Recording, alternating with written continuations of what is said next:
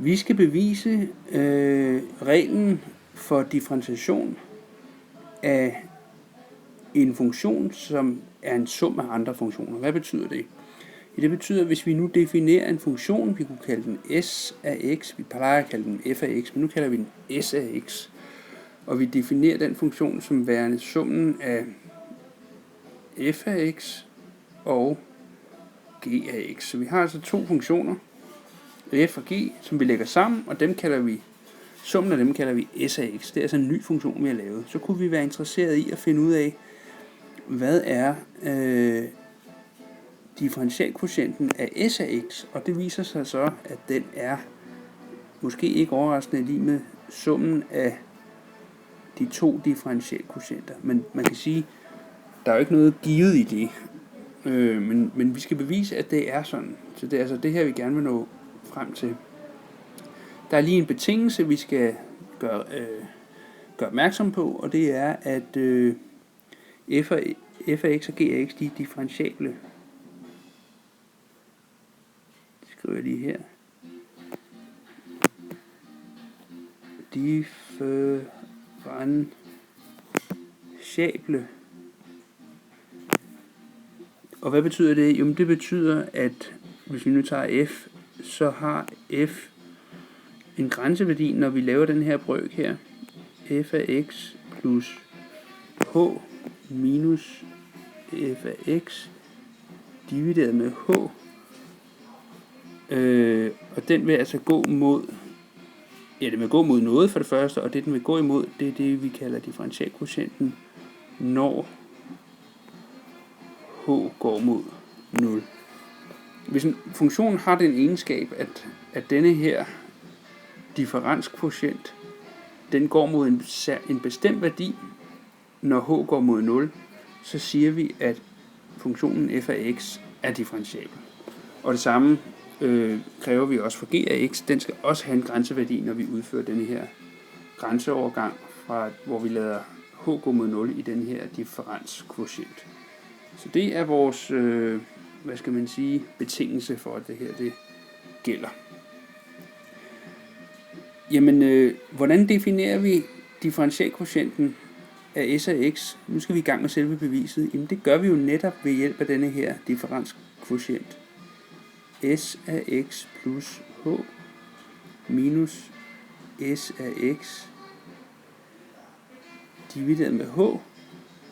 Og vi skal se, hvad der sker, når h går mod 0. Hvis den går mod en eller anden bestemt værdi, når vi lader h gå mod 0, så er den differentiabel. Og hvis den værdi oven i købet er summen af de her to, ja, så har vi bevist, at s af x er differentiabel, og at dens differentialkvotient er lige præcis det, der står her. Det, der står her, at s af x plus h minus s af x divideret med h, altså differenskvotientens grænseværdi, skal undersøges, når h går med 0. Det kan man også skrive således. S mærke af x er lig med limes, det betyder grænse på latin, for denne her brøk, divideret med h her, og vi lader h gå mod 0. Det er en lidt anden skrivemåde, men det betyder det samme. Altså grænsen af det her udtryk, når h går mod 0. Sagt på en anden måde, hvilken værdi får det her udtryk, når vi lader h gå mod 0. Det er jo ikke lige umiddelbart til at sige, fordi hvis vi lader h gå mod 0, sådan bare, om vi sætter den til 0, 0, 0, så ender vi med at få 0 divideret med 0. Og det kan man ikke lige umiddelbart vurdere. Så det er altså værdien af det her udtryk, vi gerne vil undersøge. Og for at undersøge det nærmere, så indsætter vi definitionen af s af x, den vi har heroppe, den indsætter vi her og her. Og lad os prøve at se, hvordan det kommer til at se ud. Så s mærke af x er altså lige med grænsen, når h går mod 0, af det her udtryk, og som vi nu erstatter med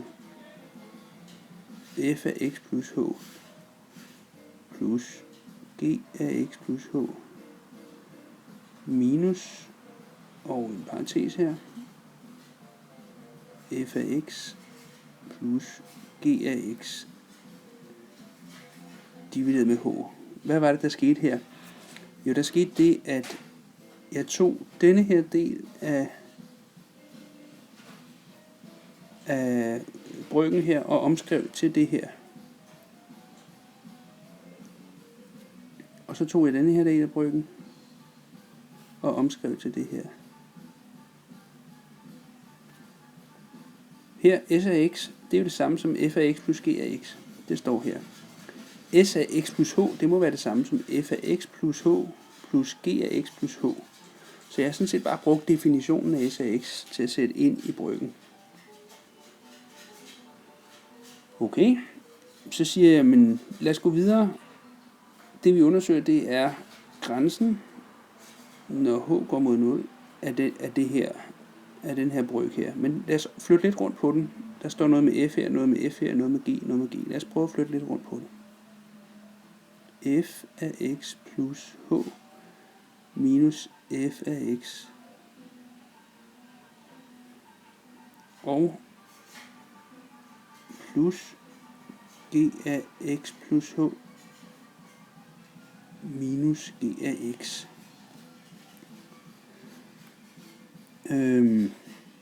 Og så divideret med h. Og hvor kommer de her minuser fra? Det skal vi lige være sikre på. Herover står der et minus foran den store parentes her, så der bliver et minus f af x, det har vi der, men det bliver også et minus g af x, det har vi der. Så det er det samme, der står hernede, som der står heroppe. Det skal det jo være.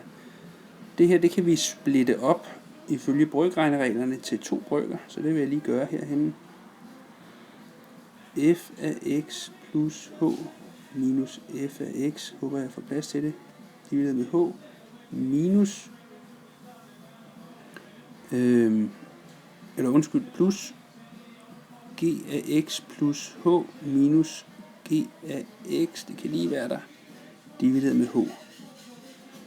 Så hvad er det egentlig, vi gør nu? Jo, vi undersøger grænsen af det her udtryk herover, når h går mod 0. Men de grænser kender vi jo godt, fordi vi har jo netop antaget, at f var differentiabel. Det vil sige, at grænsen af den her brøk her, den er f mærke af x. F mærke af x.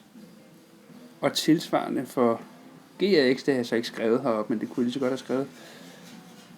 Så det vil gå, den her brøk herover, den vil gå mod g mærke af x. Så jeg skriver et plus herinde, g mærke af x.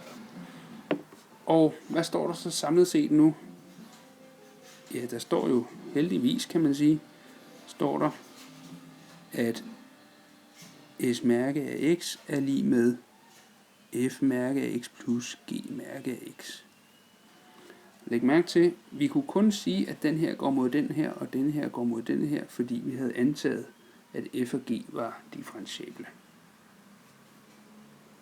Og dermed er beviset slut.